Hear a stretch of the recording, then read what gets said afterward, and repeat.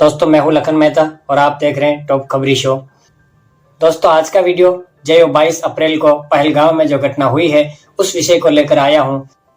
उस घटना ने पूरे देश को एक ऐसे मोड़ पर ला दिया है। भारत और पाकिस्तान आज दोनों युद्ध की कगार पर आ खड़े हुए हैं और ऐसा पहली बार नहीं हुआ है कि पाकिस्तान ने भारत के अंदर आतंकवादी हमला करवाया हो और यहाँ लोगों की जानें ली हो। लेकिन ऐसा पहली बार हुआ है कि पूरा देश एक आवाज में, एक स्वर में ये चाहता है कि पाकिस्तान का स्थायी इलाज हो और ऐसा इलाज हो कि वो युगों युगों तक, सदियों तक याद रखे कि यहाँ भारत की किसी एक व्यक्ति की भी जान लेना कितना भारी पड़ सकता है उसको।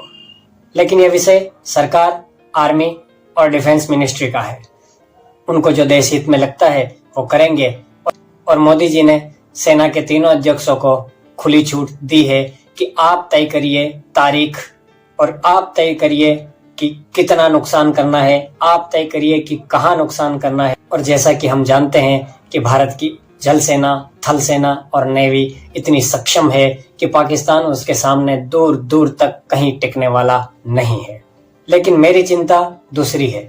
मैं इस देश में एक ऐसा वर्ग है जो सेकुलरिज्म की चाशनी इस भारत के बहुसंख्यक समाज को चटवाता रहता है और ये भारत का बहुसंख्य और उसमें भी खास करके अभिजात वर्ग इस कदर इस सेकुलरिज्म की चाशनी में डूबा हुआ है। वो जब चाहे एक नैरेटिव खड़ा कर सकता है और ये सदियों से करता रहा है और इसी नैरेटिव का खामियाजा भुगतता है एक आम हिंदू, एक आम गरीब और दलित वर्ग का हिंदू। मैं ये नहीं कह रहा कि इस देश में जितना भी बहुसंख्यक समाज है सारा सेकुलरिज्म की चाशनी में डूबा हुआ है, लेकिन हाँ यह एक बहुत बड़ा वर्ग है और ये जब चाहे सरकारें उठा पटक कर सकता है, ये सरकारों की तख्ता पलटी कर सकता है और सदियों से यही करता आया है। हाँ ये और बात है कि पिछले 5, 7, 10 सालों में वो जो चाहता है उस मात्रा में वो नहीं कर पा रहा है। लेकिन इस बात से इनकार नहीं किया जा सकता कि आज भी सिस्टम में वो एक नैरेटिव तो खड़ा कर ही रहा है। और इस घटना में भी आपने देखा होगा कि एक जो आदिल हुसैन करके मुसलमान भी मारा गया है 26 हिंदुओं के साथ में, उसे इन 26 से ज्यादा बड़ा हीरो बनाया जा रहा है।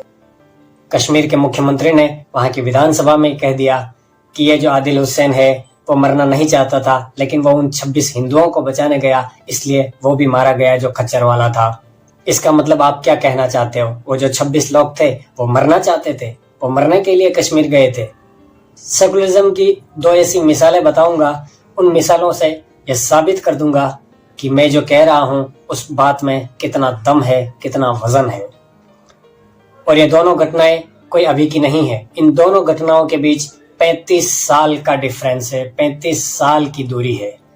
लेकिन इन दोनों घटनाओं को जब हम जोड़ कर देखते हैं तो आप पाओगे कि हाँ मैं जो कह रहा हूं उस बात में दम है। दोस्तों आपको मालूम होगा कि 19 जनवरी 1990 को कश्मीर में नरसंहार हुआ। 5 लाख कश्मीरी पंडितों को मस्जिदों से अजाने दे देकर उनके घरों को खाली करवाया गया। उनकी महिलाओं और स्त्रियों को वहीं रहने के लिए कहा गया और उनकी माल संपत्ति वहीं छोड़कर निहत थे।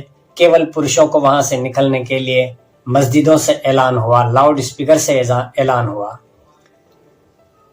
एक बार के लिए अगर मैं ये मान भी लूं कि ये एक सीमित समय का दौर था, लेकिन जनवरी के बाद आज 30 तारीख है। मैं 30 अप्रैल 1990 की बात कर रहा हूं। हाँ आज ही के दिन आपने नाम सुना होगा श्रद्धानंद कौल का। जी हाँ, श्रद्धानंद कौल जी बड़े ही मशहूर व्यक्ति थे कश्मीर में। उनकी बड़ी इज्जत करते थे, उनका दबदबा था, उनका एक रौब था।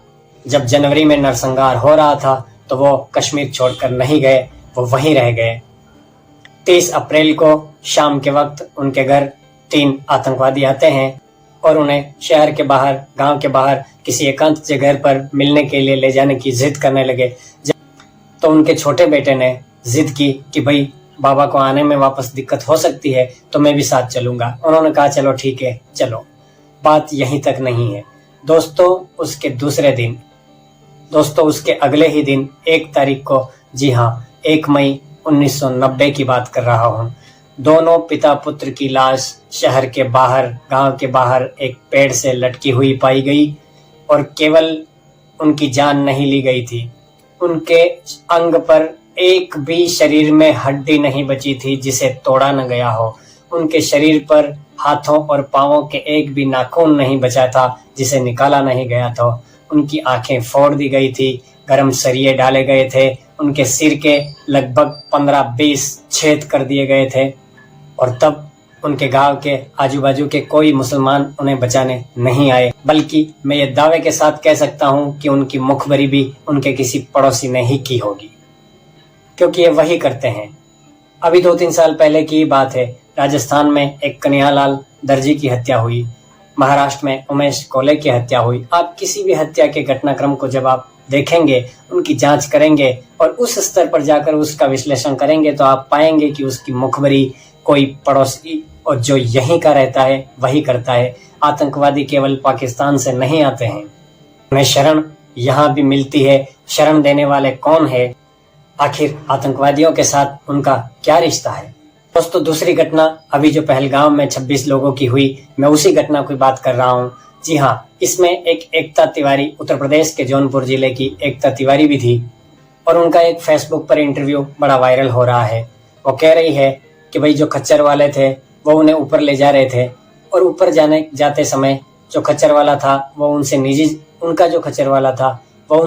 निजी जानकारियां पूछने लगा, उनके नाम पता पूछने लगा, उन्हें पूछने लगा कि तुम्हारे ग्रुप में कोई मुसलमान भी है या तुम सारे लोग हिंदू हो, क्या तुमने कुरान पढ़ी है या कभी नहीं पढ़ी है, क्या तुम इस्लाम को मानती हो या नहीं मानती हो, और जब आप अमरनाथ यात्रा के लिए आओगे तो मैं तुम्हें वहां भी मदद करूंगा। कुरान तो इसलिए नहीं पढ़ी क्योंकि उर्दू और अरबी भाषा उसे नहीं आती है, लेकिन उसने जवाब दिया कि भाई वो आज हिंदी और इंग्लिश में भी अवेलेबल है तो आप जरूर पढ़िए।